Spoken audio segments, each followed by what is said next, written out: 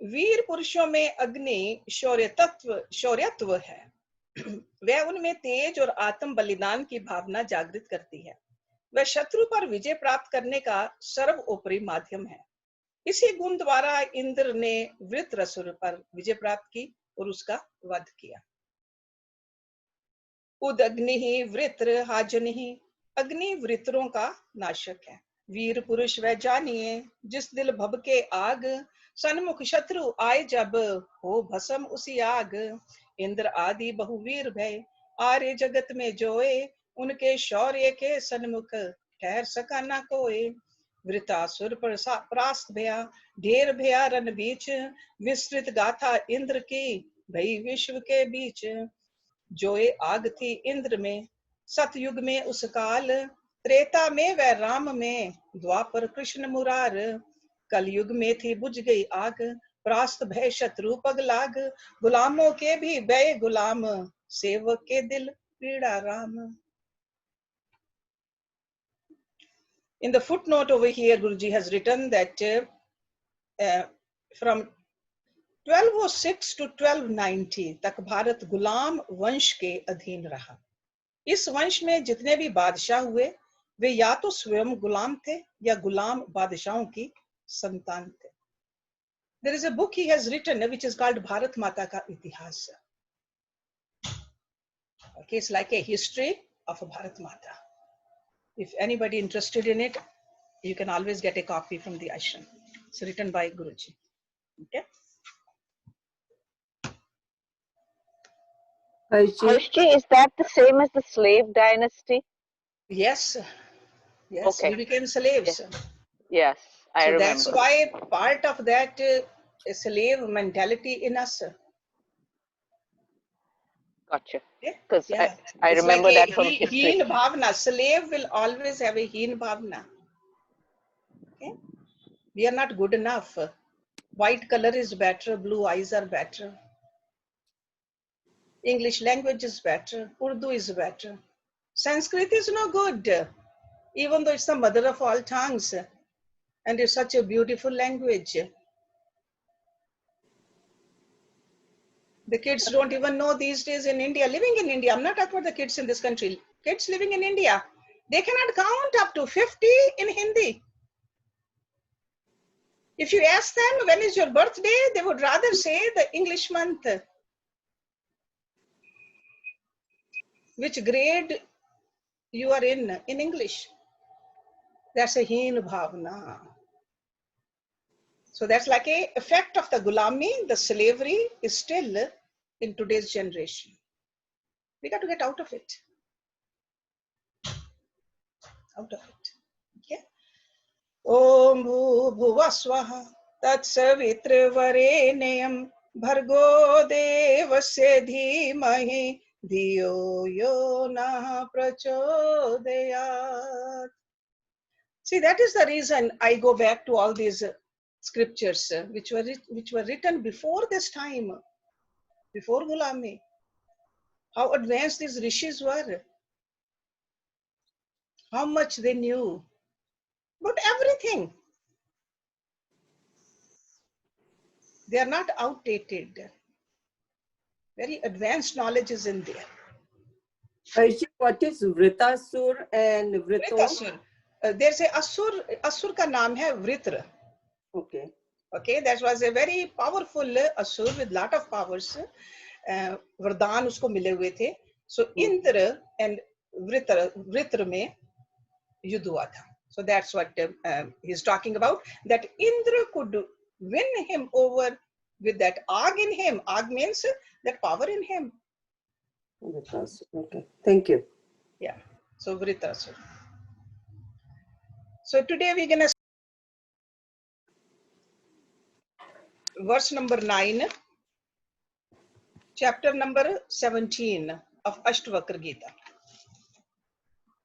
And in this chapter there are 20 verses, and in all these 20 verses Rishi Astavakra is giving us the milestones which we can check also for our progress. This is not just to read about, talk about, but it's really reflect upon, are these qualities coming in us or not? even if they are coming a little bit, but we got to make sure that we are moving towards the right direction. That is important. So number 9, Shunyaha drishtihi vritha cheshta vikalani indriyani cha na sapriha na virakti vakshin sansar sagare. Shunya means vacant. Drishti, look. Vritha, purposeless. Cheshta, action. Vikalani, inoperative. Indriyani, senses. Cha means hand. Na supriha, not attachment. Na virakti, no aversion. Kushin sansar sagre. Sansar sagar is an ocean of the world. Kushin means dried down. So in whom the ocean of the world has dried down. In him, that means in the mind. So there's no attachment or aversion for one in whom the ocean of the world has dried up. His gaze becomes vacant. His bodily actions are purposeless. And his senses inoperative. So in other words, he has become a karmi. That doesn't mean he doesn't do anything. That doesn't mean he doesn't have the senses, but he doesn't have any selfishness in them. Purposeless.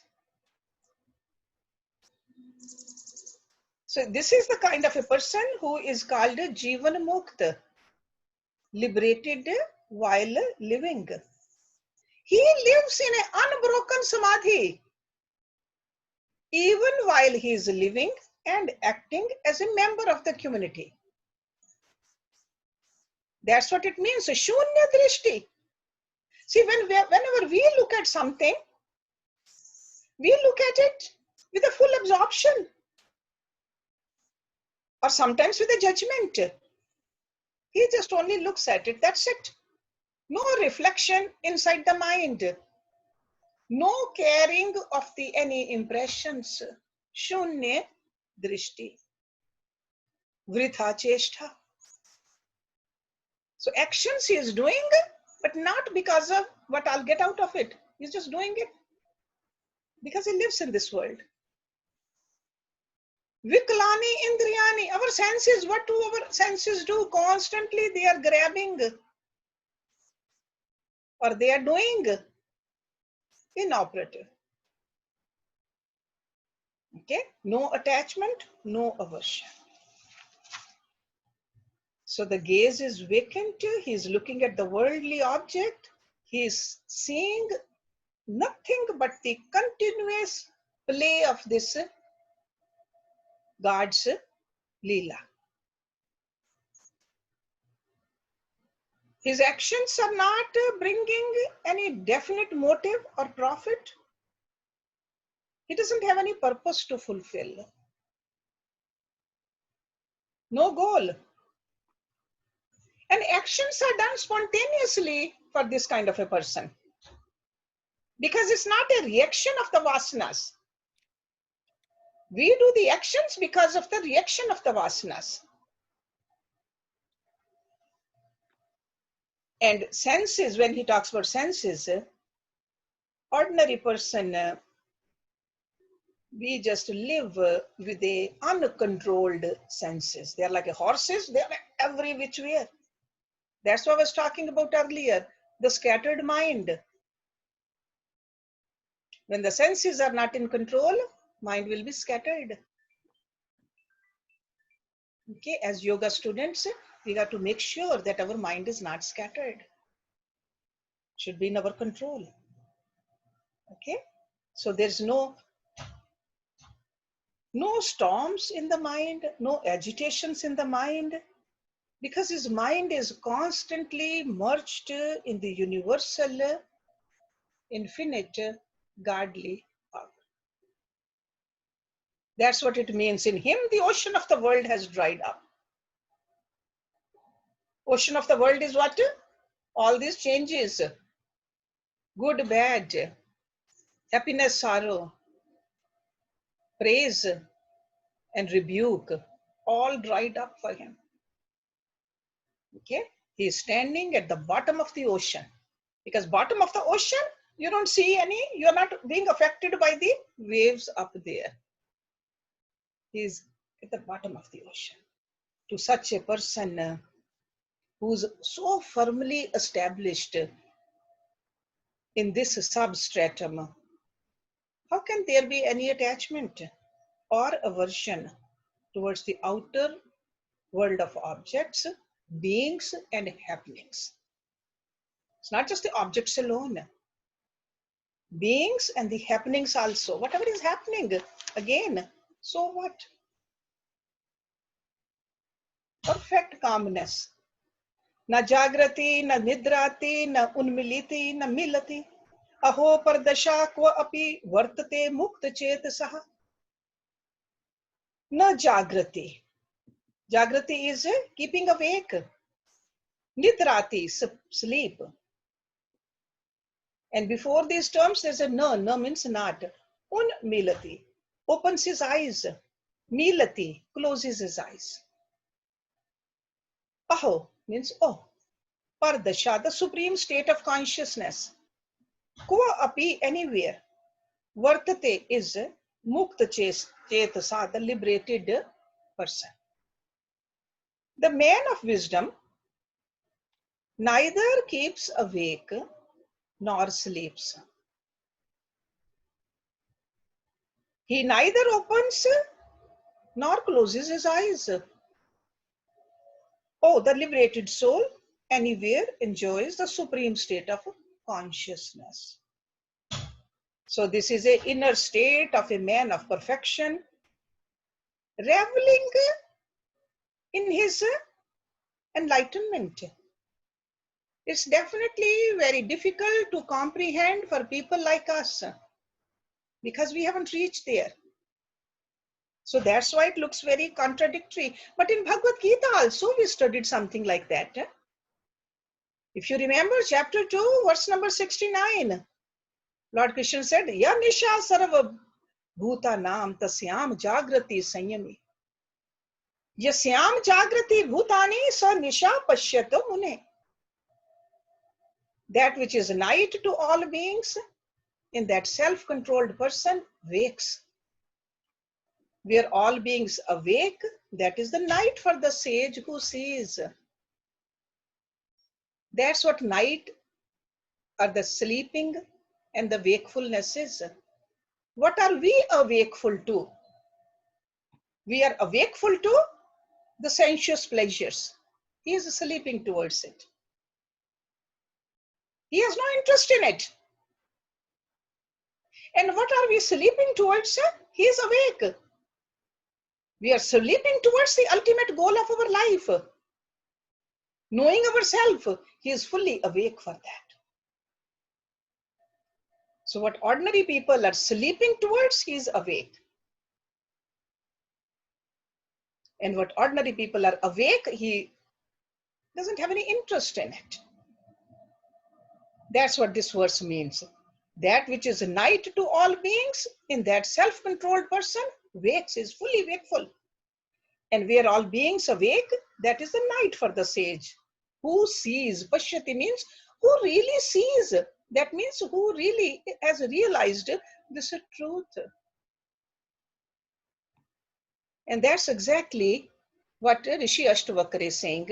Na jagrati, na nidrati. So the liberated is identified here with ultimate ever shining self. And that's why I said earlier, it's very difficult for us to comprehend such a divine being. So he never sleeps. In other words, also we can see that he never sleeps means no tamsikta in him. See, tamsikta is considered sleeping. So that means sleeping towards the higher purpose. Okay. So, and what does opening the eyes and the closing the eyes mean? Because second part of this verse, na unmiliti, na milati. What is opening and closing the eyes? That means winking. See, when we wink, we are opening and closing the eyes. Winking is a physical expression of our mental and intellectual restlessness. Okay, that's what it signifies. Animals do not wink.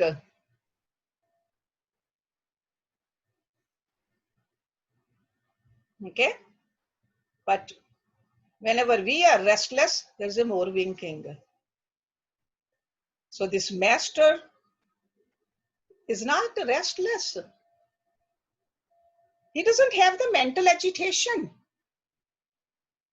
So that's why Rishi Astavakra characterizes a liberated person as one who never winks. No restlessness. He has the clarity. He knows what to do, what not to do, how to do, where to do. So sure. So in spite of all these hints, the state of the man of wisdom, we cannot comprehend. He is unique. He is unique. He can be understood only by another sage. We can read about it, we can talk about it, but to fully understand this kind of a sage, we have to become a sage. Okay? Sarvatra drishyate swastha, sarvatra vimal ashyah, samast vasana muktaha, muktaha sarvatra rajate. Sarvatra, everywhere. Drishyate is a seen. Swastha, abiding in the self. Swa satha, this is a compound word. Abiding in the self. Sarvatra, always. Vimal ashyaha, undefiled by desires. Vimal, no mal at all. Ashya means desires. Samast vasanaha mukta, freed from all vasanas. And I hope all of you know this vasana word now. Okay? The very subtle desires are the vasanas. Freed from all vasanas. Muktaha, liberated. Sarvatra, under all conditions. Rajate, travels. The liberated one is found everywhere, abiding in the self, and is undefiled by desires. So over here we can see that the desires are the mal for us.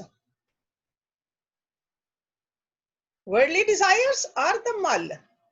So he is undefiled by the desires under all conditions. Underline that, all conditions. Freed from all vasanas, he revels. Rajate. So in this verse, 3 times the term sarvatra has been used. 2 times in the first line and 3rd time in the second line. And this is to indicate at all places, at all times, under all conditions. These are the 3 things. Because we can control ourselves sometimes under certain conditions about something. But a wise person or a liberated while living at all places, at all times, under all conditions. So that means irrespective of place, time, and condition, he is untouched by the passions and the desires. Liberated from all his vasanas. or entanglements. And Rajate, so he revels in his own supreme glory. See, we like to travel, but we like to travel and absorb everything and take pictures and put it on the whatever media. And we like to look at it again and again. We want to see who's looking at it too. But this kind of a person, he revels in his own supreme glory. That means constantly he is just seeing the self which is merged in the supreme self. That is his reveling. So he has realized his oneness with all full self as the infinite blissful self. He has no more desires. He has no more vasanas. Because he has transcended the causal body. Vasanas are in the causal body. And causal body is called avidya also, the ignorance also. So on realizing the self, the ignorance has ended. Okay, so it's a beautiful verse. You can even try to memorize this. Sometimes when we memorize something, we just keep on repeating it again and again. It really sinks in at a deeper level of our psyche. That's how the cleansing happens. When we put something clean, the mal overflows. Pashyan, Shrivan, Saprishan, Jignan, Ashnan, Grihan, Vadan, Vrajana, Ihitan, Ihintei, Muktaha, Muktaha ev Mahashya. Pashyan, seeing, Shrivan, hearing, Saprishan, touching, Jigran, smelling, Ashnan, eating, Grihan, accepting, Vadan, speaking, Vrajan, walking. Ihitan, ihite, free from attachment and aversion. Muktaha, liberated. Ev means indeed, Mahashya, the noble-minded one. Seeing, hearing, touching, smelling, eating, accepting, speaking, and walking. The noble-minded one, free from all attachments and aversions, is indeed liberated. So these are the senses which are working in this outer field. They are doing their work, but internally he is completely free from them. So liberated from the snares of life. He does not run after the world, but he continues to live in this world. The same world which we live in. As long as his physical body, according to the prarabdha, lingers on. So body has the eyes will see, ears will hear, nose will smell, he will walk also, he'll give and take also, but no further impressions put on inside because of this knowledge. So this is a uniqueness of this person. So he does not let go of the activities. Activities are happening in the world outside, but the quality of his heart is different. There is not even a trace of attachment because he has no vasanas. He has no more reacting with the world outside as we do. So we got to look at it, how many times we just react. So that reaction, our reaction we have to control. So again, this is Sanskrit word, ihitan ihite. The second line, the first two words. This is a beauty of the Sanskrit language. Ih. The root word is ih here. Ih means ambition also, desire also, like a icha, action also, which is a cheshtha, effort also, which is uddam. So ih. So that's why this phrase used by Astavakra, it has packed a lot of information in there. Ihitan ihinte. Okay, somebody has a question? Urmil Chawla, Yes, Urmi. unmute yourself. Unmute yourself, please. From effort and non-effort is ihita tani hite. इसका लिखा है meaning from efforts and non-efforts. I heard you say attachment and aversion, but I didn't get it. Yeah, attachment and aversion, that's how I look at it. Okay. Effort and non-effort. Okay. Yeah. Yeah. Okay. Actually, Because this is a very, that's why I'm just going into it, these words. It's a very deep words, and there could be many meanings which can be understood from this. But over here, ihitan ihite, he is free from attachments. And attachments come from the desires, they come from the ambition, they come from the action, and they come from the effort. Right? So it's like attachments or the aversion stem from these. That's why root word is yes. Somebody else has a question. Tripat, Yes, Tripat. नमस्ते हर्षिस. I Namaste. didn't want to interrupt earlier. ये second उसमें भी है ना, गीता में भी ये same similar श्लोक गीता में भी है ना. Yes, yeah, Pashyan Shrivan Sprishan, yes, definitely. Yeah, yeah, the same, because the outcome of the sadhana will see the same. The person is living, but person lives like a lotus flower. No attachment and no aversion either.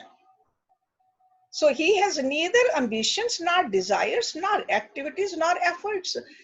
Even while doing everything, he's not doing it for himself. So in that sense, that doesn't mean that the person is not even doing anything for the society. But there's no attachment. And this is what akarmi is. So you remember in Gita we talk about karam, vikaram and akaram. Karam is which we all do. Vikaram is what we should not do. Akaram is where we should rise up to. While doing good actions, no notion of that I'm doing it. Doership goes away. This is what's happening to this person, man of perfection. He's doing it, but he doesn't take the doership, the kartapan. Okay, so no attachment. So he recognizes the one self alone everywhere, and the state of mind stays neutral. It's like a samdrishti. Okay, na nindati, na chastuti, na harishyati, na kupyati, na dadati, na grihnati, muktaha sarvatra nirasaha. So he's further giving us another angle to see how this man lives. Na nindati, no ninda. When we do the ninda, when we talk about somebody, what are we doing? We are abusing that person. Sometimes we think abuse is only physical. When we talk behind somebody's back, also we are abusing that person. So this person, no abuse, he does not abuse. Na chastuti, not praises. Na harishyati, not rejoices. Na kupyati, kupyati means angry, does not get angry. Na dadati, not gives. Na grihnati. Grihnati means grahan karna, receives. Mukta, the liberated one. Sarvatra, in all objects. Nirasaha, free from enjoyment. The liberated one neither abuses nor praises. He neither rejoices nor is he angry. He neither gives nor receives. He is free from enjoyment in all objects. Okay? So even from the words, from the mouth, sometimes he praises somebody, he doesn't affect inside though. Whether he gets praised or whether he's praising somebody. It's like a stillness of the mind is there. So it's like a Rishi Astavakra is throwing another stroke with the brush on this painting of a perfect person. So it's an unearthly beauty of this person, which is very hard for us to understand. But one thing, remember, he has no vasanas, no attachments, and naturally there is no sense enjoyment left in his mind. Like enjoyment through the senses. That's what sense enjoyment means. See, we try to enjoy with the help of the senses. He is absorbed totally in the ultimate bliss. So the little enjoyment here and there doesn't mean anything to this person. And this abuse and praise, ninda and stuti, we do it with intellect. So he has risen above the intellect. Harishyati and kupyati. That means rejoices and feeling angry. They are done with our mind. So he has risen above the mind also. And dadati and grihnati, receives and gives, that is with the body. So when he gives these pairs over there, these are the pairs of activities with our mind, body, and with our intellect. And I always tell you that these are just the instruments given to us. He has learned how to use these instruments and rise above all this. So as the self in his divine presence, his equipments function. It's not that he's not functioning. Equipments function. And this wise man is not in the least involved.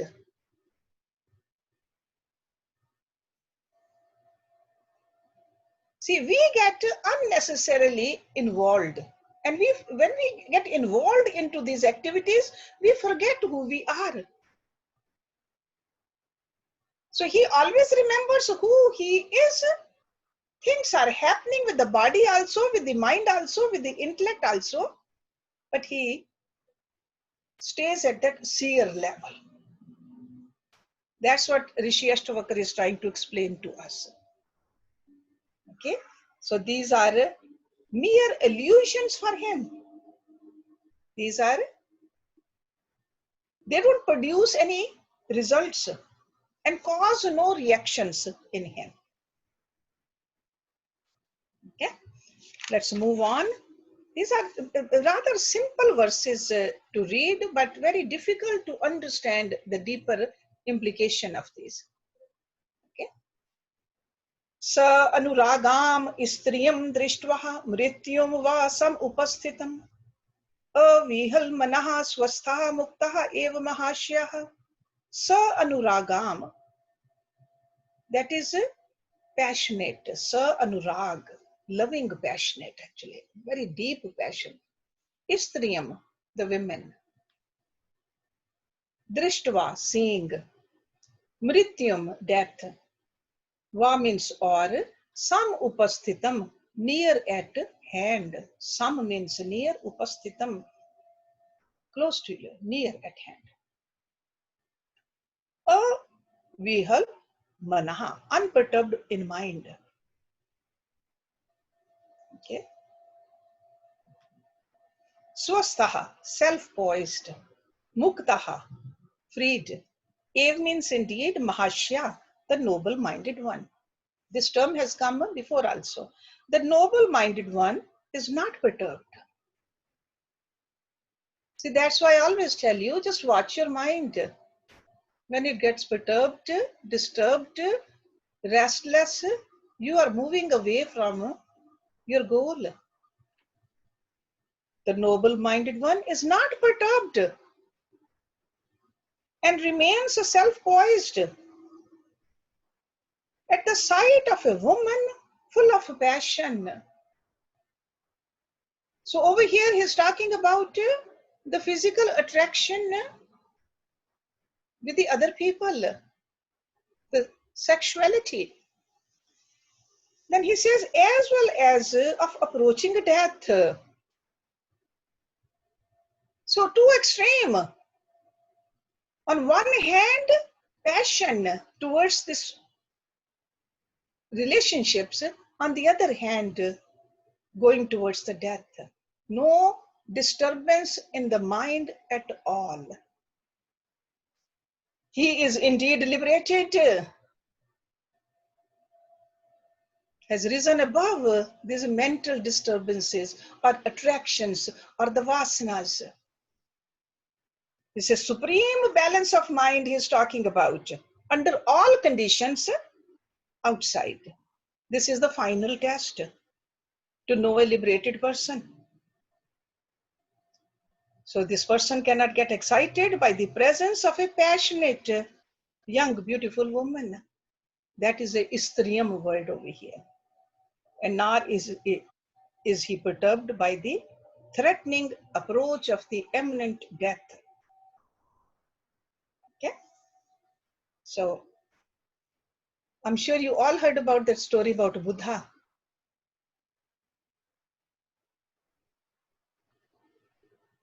In the middle of the night, in the temple, and this is from that from his life story.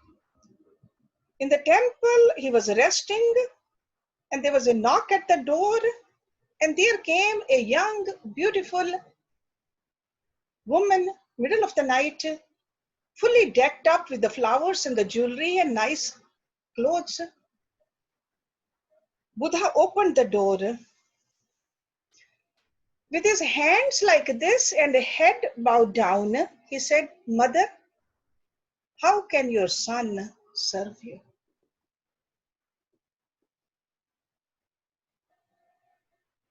That is a liberated person. And this is true.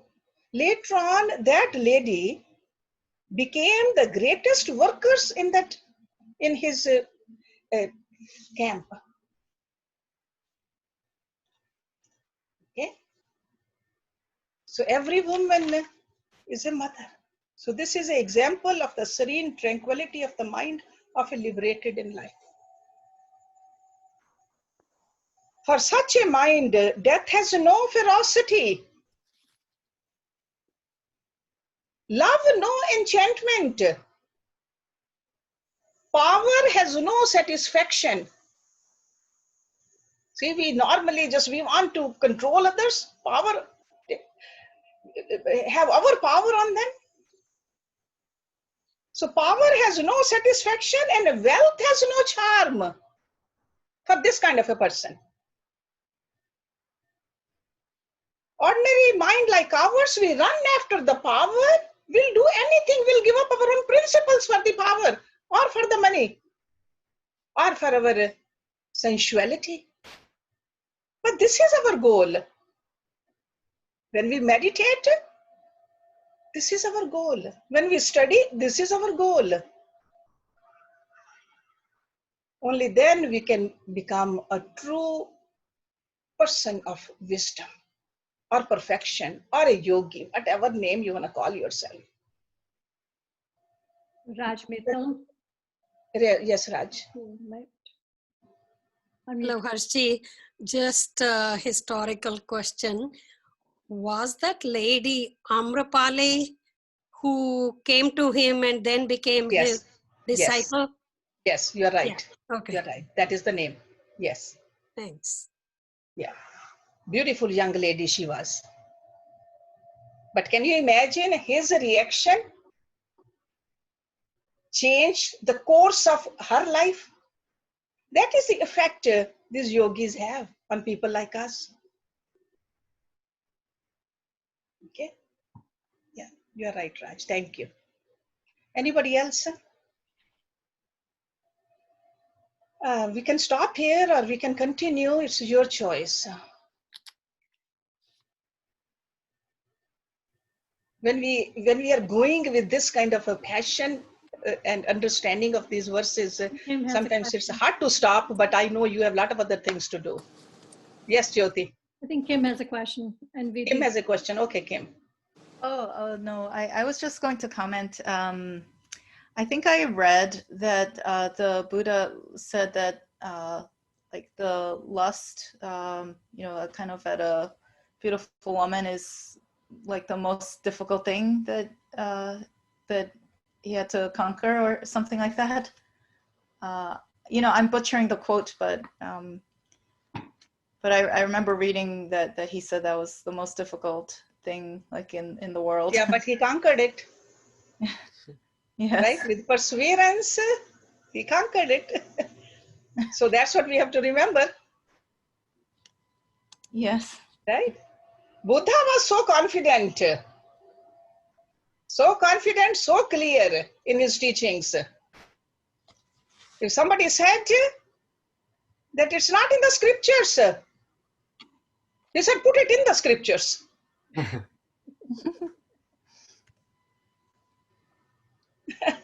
That's how clear he was.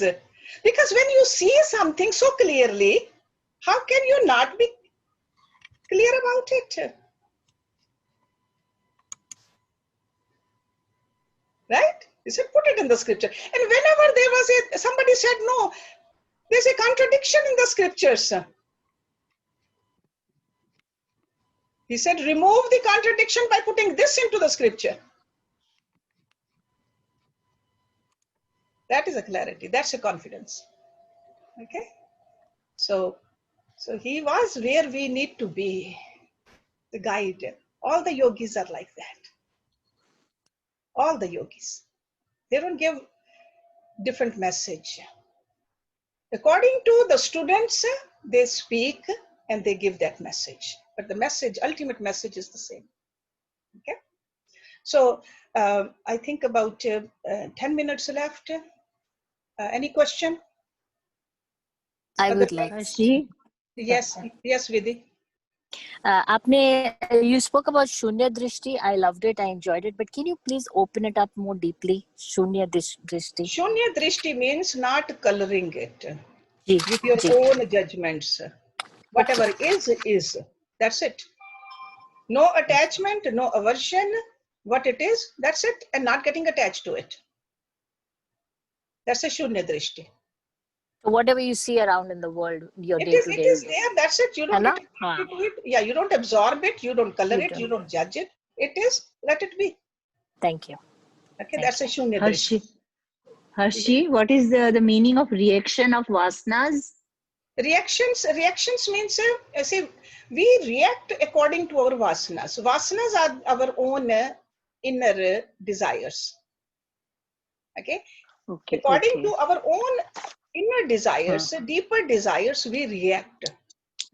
React towards other people, react towards the circumstances, react towards the objects also. Okay? So we got to rise above it so that we just either extinguish these vasanas or just detach from them. Okay. Okay? And detachment is easier when we are attached to the higher. Okay? Yeah. If you start thinking which vasana I have, I'm going to detach from it. So we don't know. There could be heaps and mountains of the vasanas. It's easy way to do is just attach to God. Attached to God. Okay. Just like when, no matter how dark of a night is, sun comes up, darkness is gone. The same way when the light of God, we see all the vasanas get extinguished. All kinds.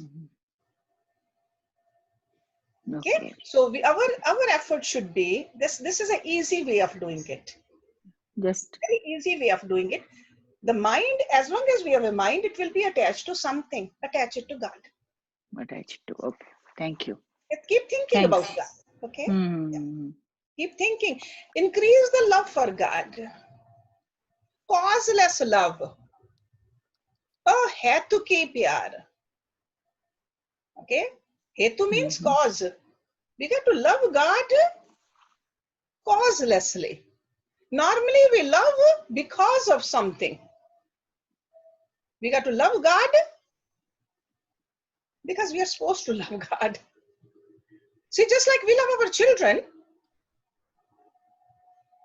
there are a lot of mothers over here. We started loving our children before we even could see their faces. Right? So true. We didn't see them. We didn't know it was a male or a female. Back then, we didn't have those kind of tests. Male or a female, a beautiful child or not so beautiful child, but it was beautiful for us. We love. For a mother, her child is the most beautiful, the best, the perfect. That's the kind of a love. We don't see God, but develop that kind of a love for God. I had to be Wonderful. loved. See, even most of the people when they got married, I mean, now I'm not talking about right now, but previous generations, even my parents' generations, they wouldn't see each other before getting married. They'll have a ghungat.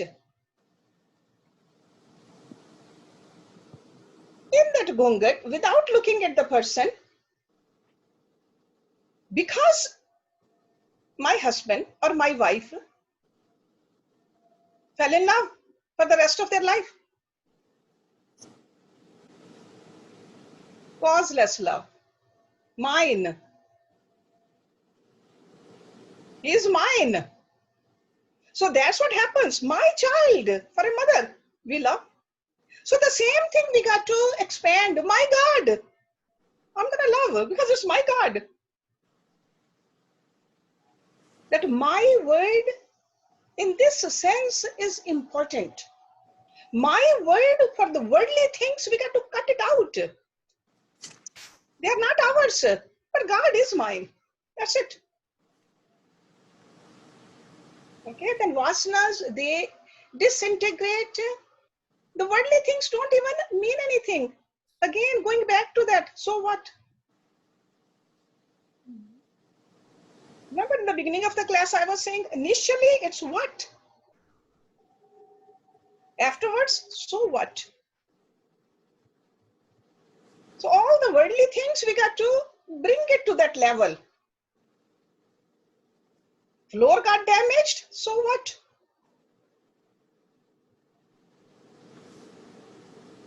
Yeah?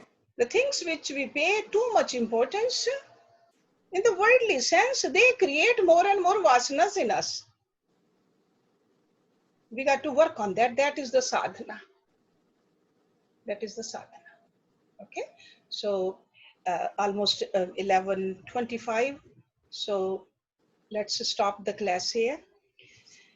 I will say that the Shanti mantra, which we normally say, and after that, if somebody wants to sing, or if nobody, then many would put little, unless Kim wants to sing today. No? Okay. All right, that's fine. I won't push you, Kim, whenever you are ready, because I know she is practicing. So, but do let Jyoti know or Manny know if anybody wants to sing, because it's good to practice. I mean, we have seen how beautifully Poonam has started singing. So Kim will sing, so that will be really good. But if you're singing, then we'll just have that. You make use of the YouTube singing. Okay. but let's say this Shanti mantra. Om Purnamada Purnamidam Purnat Purnamudachyate Purnasya Purnamadaya Purnameva Vishishyate. Om Shanti Shanti Shanti Om. Okay, Manny.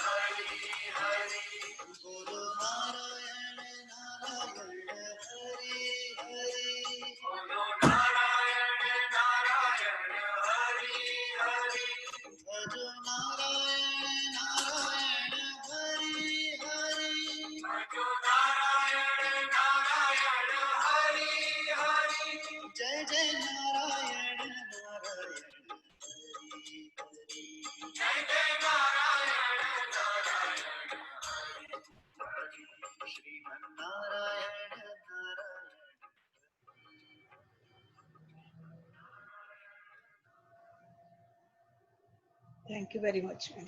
Thank you.